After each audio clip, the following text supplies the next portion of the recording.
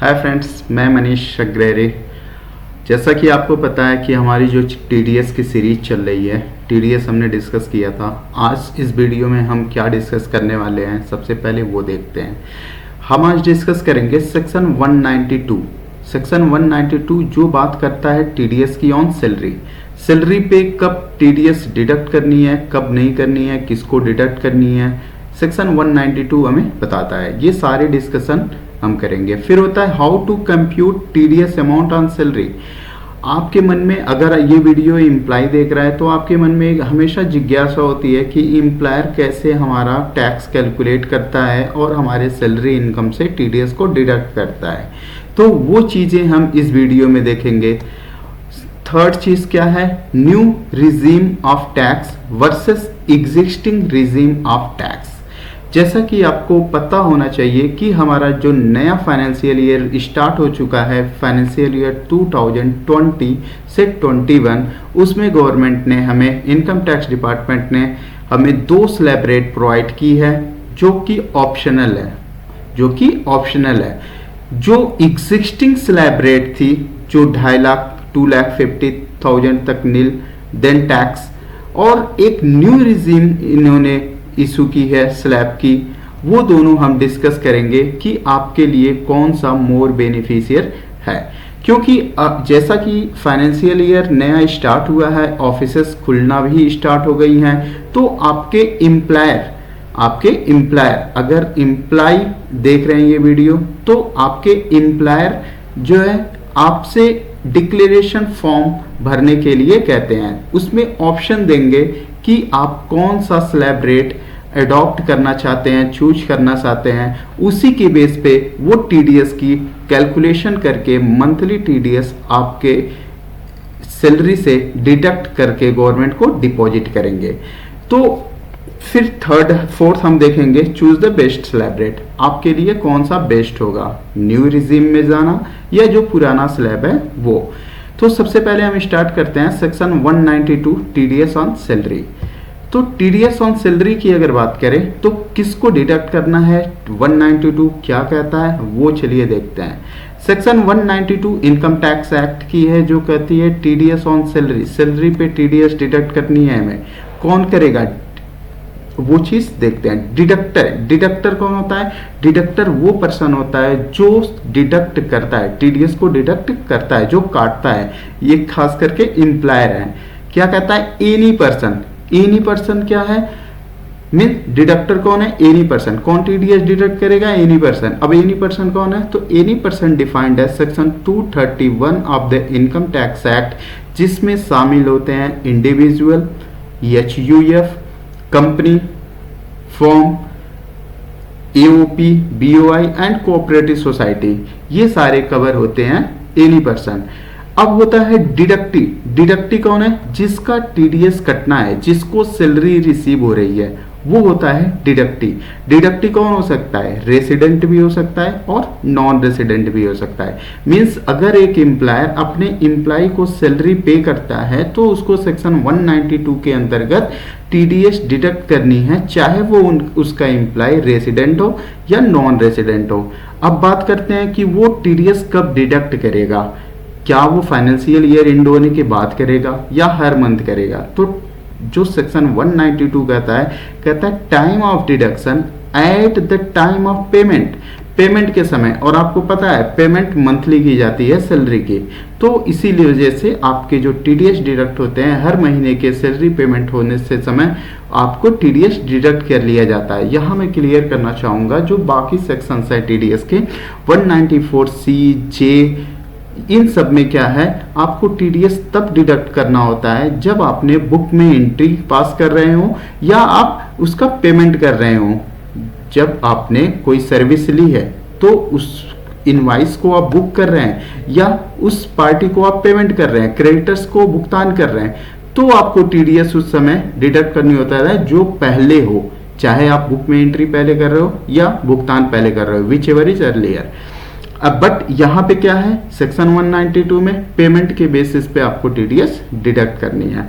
Rate of TDS, कितने percent TDS काटनी है। जैसे कि बाकी सेक्शंस में आप देखेंगे 194 जी में 10% और 2% टीडीएस आपके डिडक्ट होते हैं, जबकि कॉन्ट्रैक्टर के लिए 1% और 2% इन केस में भी। बट यहाँ पे रेट ऑफ टीडीएस डिफाइन नहीं है।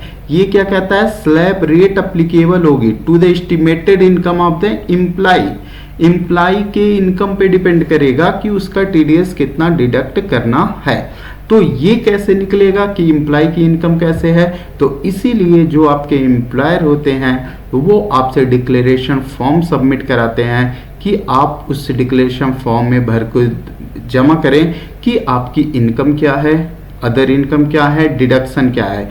यहाँ मैं क्लियर करना चाहूँगा कि एम्प्लॉयर आपको फोर्स नहीं कर सकता है कि आपके सारे इनकम आप उसको डिस्क्लोज करो।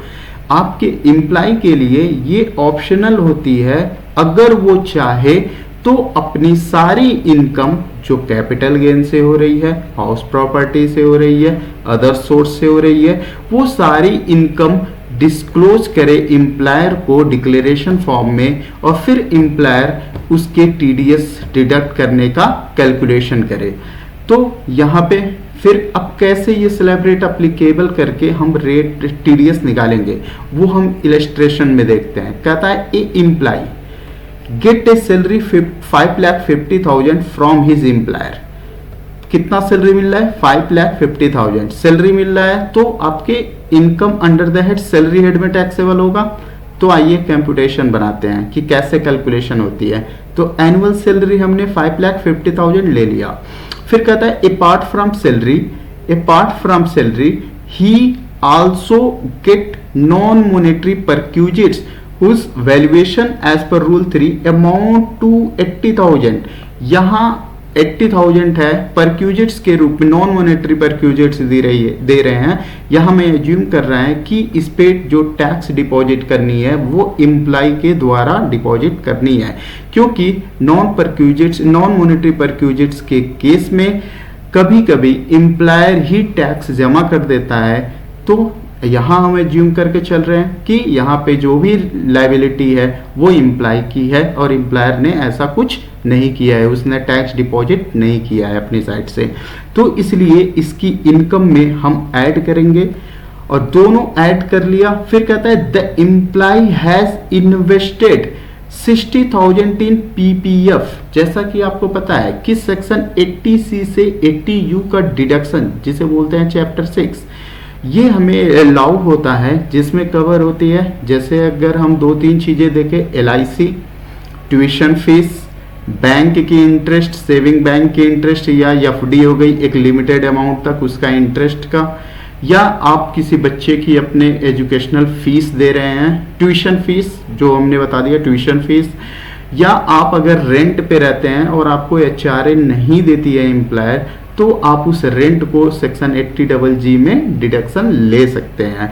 ऐसे आपने अगर डोनेशन दिया है तो 80G में ले सकते हैं, मेडिकल क्लेम है 80D में। इस तरीके से चैप्टर 80C से 80U का काफ़ी डिडक्शन है। तो इसमें ये 60,000 की डिडक्शन है, ये कहाँ से डिडक्ट लेस करेंगे वो अभी हम कंप्यूटेशन में चेक करेंगे। फिर कहता है calculate the monthly tax required to be deducted by the employer. Employer के द्वारा मंथली टैक्स कितना डिडक्ट किया जाना चाहिए अंडर सेक्शन 192। तो इसी बेस पे एम्प्लॉयर जो होता है आपके टीडीएस को डिडक्ट करता है। तो अगर हम देखें अभी हम केवल यहाँ सैलरी जो हमारा एम्प्लॉय है, इस इलस्ट्रेशन में केवल एम्प्लॉय का सैलरी से इनकम है और बाकी कहीं से इनकम नहीं है। तो सैलरी 5,50,000, 80,000 मॉनेटरी, टोटल इनकम उसकी कितनी हो गई 6,30,000। इसमें डिडक्शन लेस होता है स्टैंडर्ड डिडक्शन 50,000। ये सारे एम्प्लॉइज को स्टैंडर्ड डिडक्शन दिए जाते हैं। ये इसलिए खास करके बनाए गए हैं, गवर्नमेंट क्या है एम्प्लॉइज के आने जाने के काफ़ी खर्चे होते हैं, काफ़ी अलाउंस होते हैं, उसके जो पर्सनल खर्चे होते हैं इस इनकम को अर्न करने के लिए।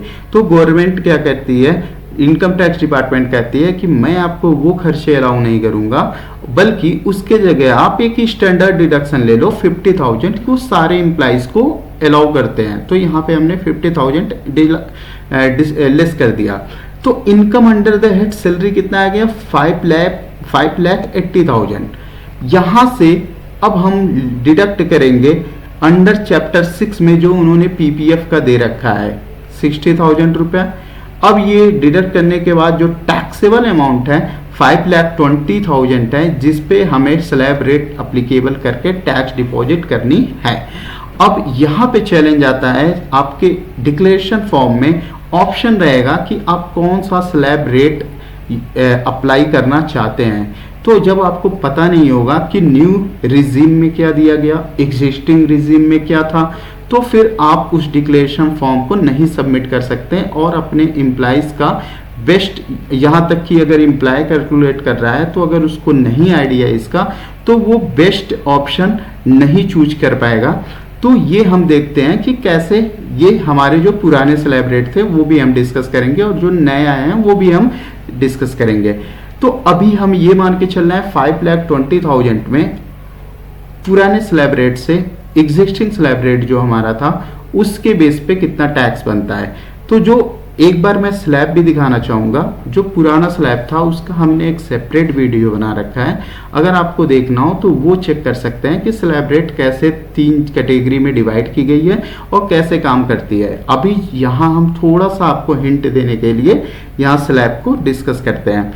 स्लैब कहता है जो एग्जिस्टिंग स्लैब थी उसकी बात कर रहे हैं, अभी न्यू स्लैब यहाँ डिस्कस अभी नहीं कर रहे हैं। यहाँ पे क्या है, अप टू 2,50,000 नील, कोई भी टैक्स नहीं देनी है।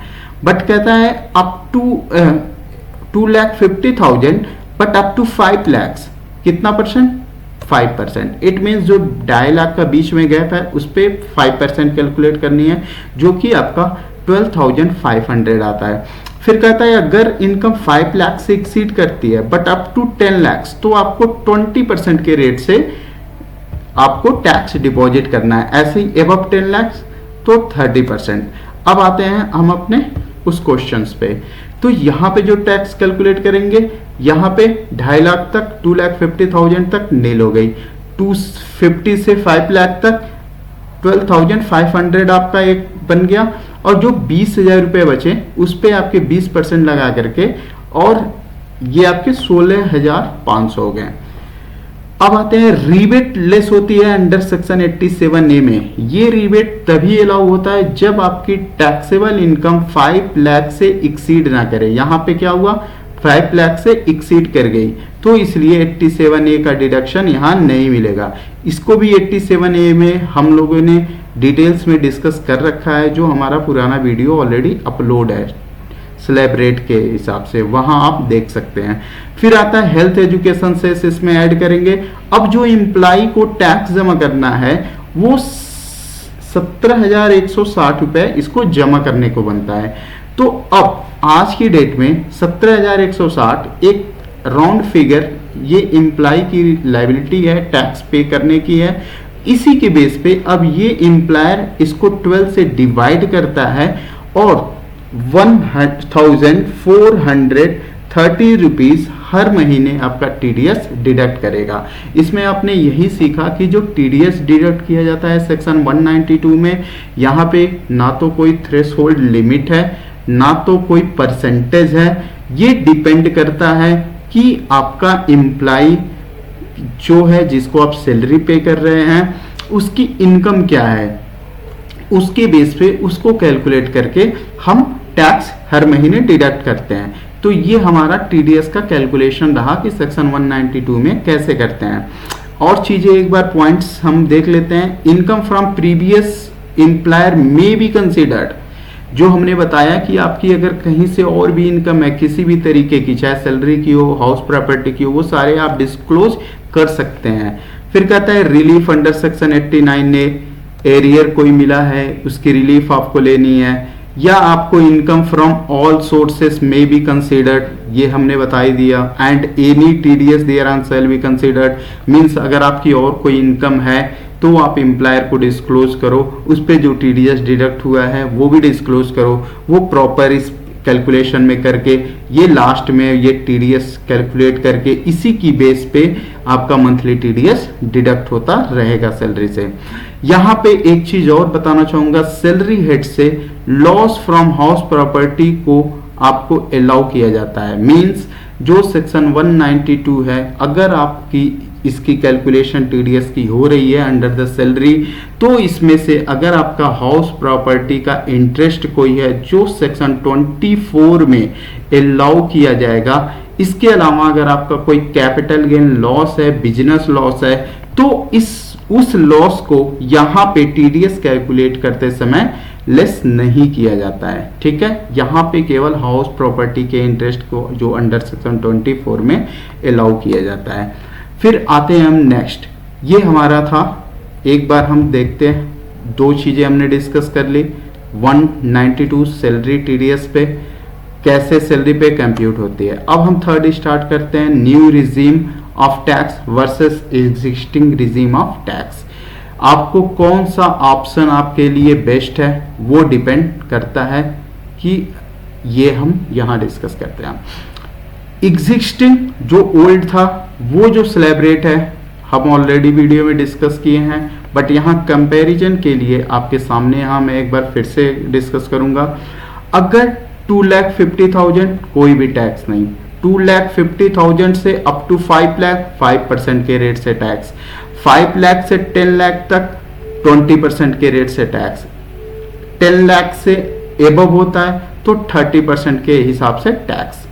जबकि जो न्यू टैक्स स्लैब रेट आया है, न्यू टैक्स स्लैब रेट आया है, इम्प्लाई को यहाँ पे इम्प्लाई नहीं बोलेंगे, यहाँ पे एसएससी बोलेंगे, क्योंकि एसएससी की कोई भी इनकम हो सकती है। ये स्लैब रेट एचयूएफ इंडिविजुअल को भी अलाउ है। इसमें क्या होगा, आपको ऑप्शन दी गई है कि चाहे आप जो टैक्स कैलकुलेट करना चाह रहे हैं आप एग्जिस्टिंग स्लैब रेट से कर लीजिए या न्यू स्लैब रेट से। तो आपके लिए बेनिफिशियर कौन है वो आपके डिपेंड करेगा कि आपकी ऑलरेडी कितनी डिडक्शन है, जो 80C 80U में आपने कितना LIC का, ट्यूशन फीस का, ये सारा कर रखा है।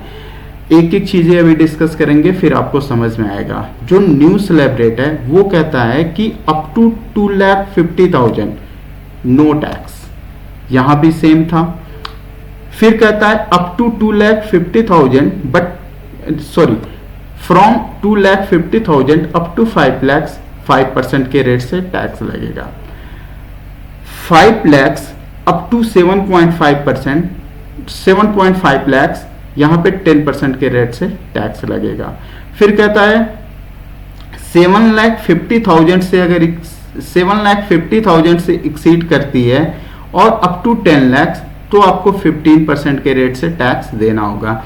अगर आपकी टैक्सेबल इनकम 10 लाख से एक्सीड करती है but does not exceed 12,50,000 then 20% के रेट से टैक्स देना है। एक्सीड करती है 12,50,000 बट अप टू 15 लाख है आपकी टैक्सेबल इनकम तो 25% के रेट से देना है। अगर आपकी इनकम एक्सीड करती है 15 लाख से तो आपको 30% के रेट से टैक्स देना है। तो अगर हम वैसे कंपैरिजन करें तो ये न्यू टैक्स स्लैब जो होता है हमारा बेस्ट लग रहा है, क्योंकि इसमें जो टैक्स रेट है वो काफी कम है, 5%, फिर 10%, फिर 15%, फिर 20%। लेकिन एक चीज इसमें मैं ये बताऊंगा कि न्यू स्लैब रेट में क्या क्या जितने भी आपके डिडक्शंस हैं वो नहीं अलाउ होंगे। जो भी आपके किसी भी तरीके की लॉस है हाउस प्रॉपर्टी की, इंटरेस्ट की, जो अंडर सेक्शन 24 में आप अलाउ कराते हैं वो नहीं अलाउ होंगे। वो चीजें हम देखते हैं। सबसे पहले स्लैब कैसे याद करना है तो वो हम बता देते हैं कि जो स्लैब बनाई गई है ये 5% की रेट से बढ़ाते हुए गए हैं। 5 के बाद 10, 10 के बाद 15, 15 से 20, 20 से 25, 25 से 30 और ऐसे ही सेम इन्होंने टैक्सेबल इनकम को 2.5 लाख से 5, 5 से 7.5, 7.5 से 10.5 मतलब 2.5 लाख इंक्रीज करते गए हैं। ये स्लैब याद करने का एक नया तरीका। अब आते हैं डिस्कस करते हैं कि न्यू स्लैब अगर हम अडॉप्ट करते हैं तो हमें क्या क्या अलाउ नहीं होगा। तो बजट 2020 कहता है revised IT slab previous year 2020-2021। Previous year क्या होता है इनकम टैक्स की लैंग्वेज में।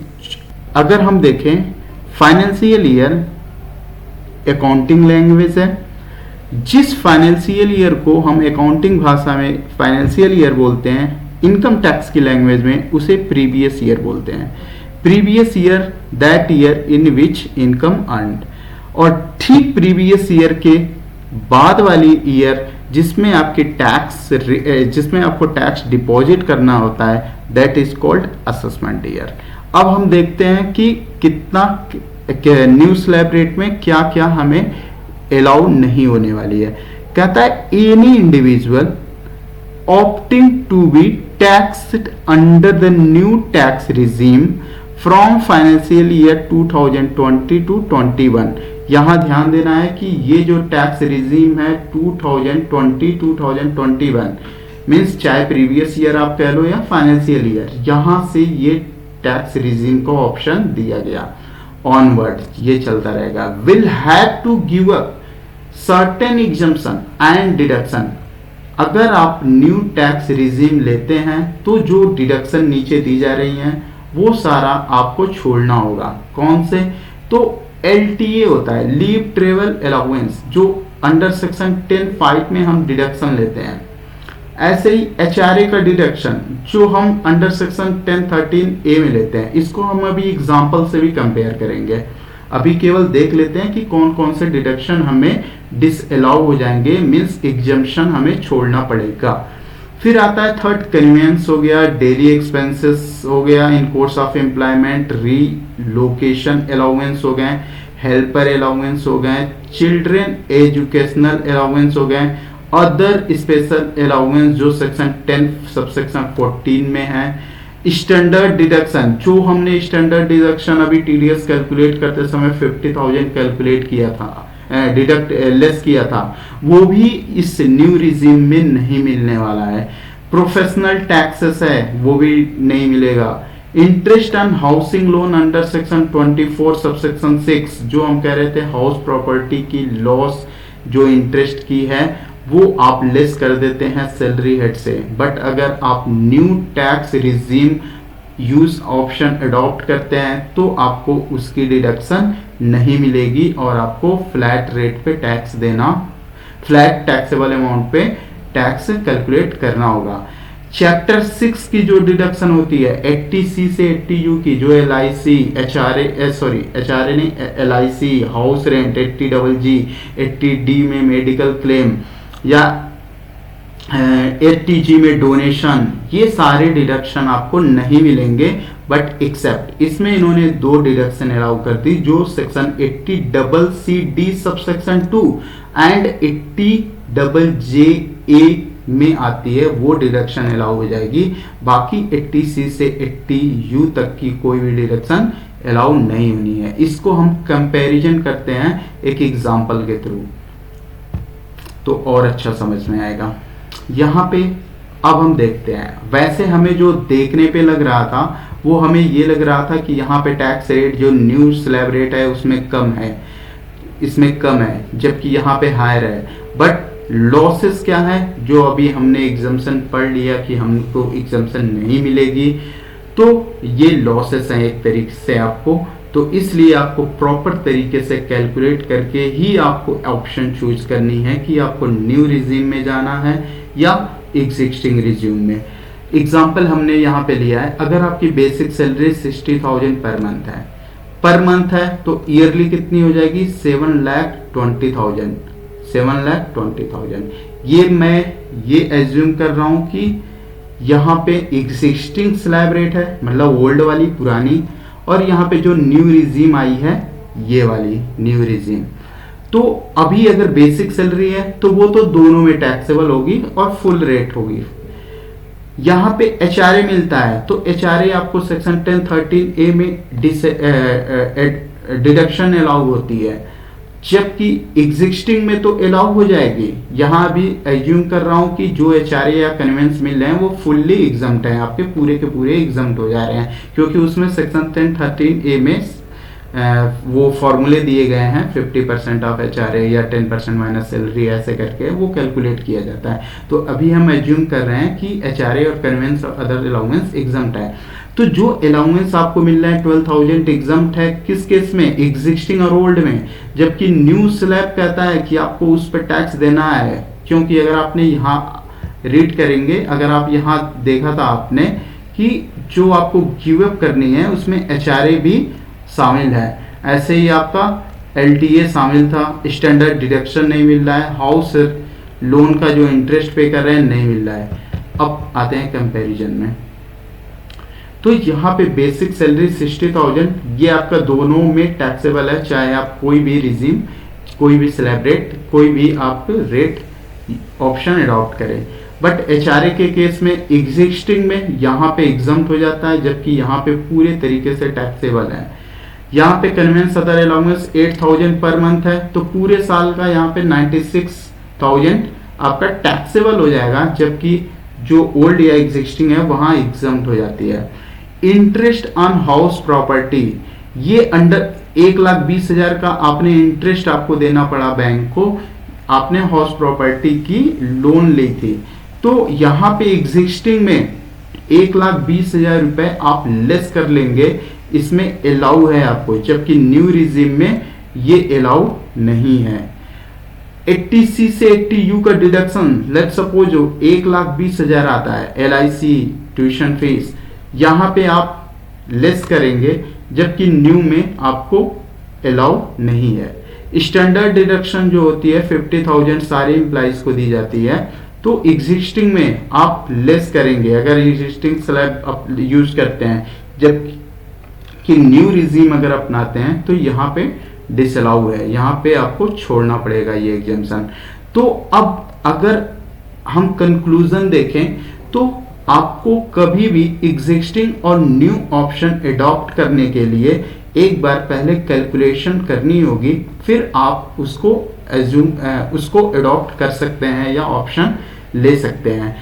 अगर नॉर्मल देखें तो अगर आपकी कोई भी किसी भी तरीके की डिडक्शन नहीं है, HRA नहीं है, डायरेक्ट आपको फ्लैट सैलरी मिलती है, आपके पास कोई LIC नहीं है, ट्यूशन फीस नहीं है, बैंक की सेविंग इंटरेस्ट बचाने के लिए कुछ नहीं है, या डोनेशन नहीं है, तो फिर आप न्यू स्लैब में जा सकते हैं।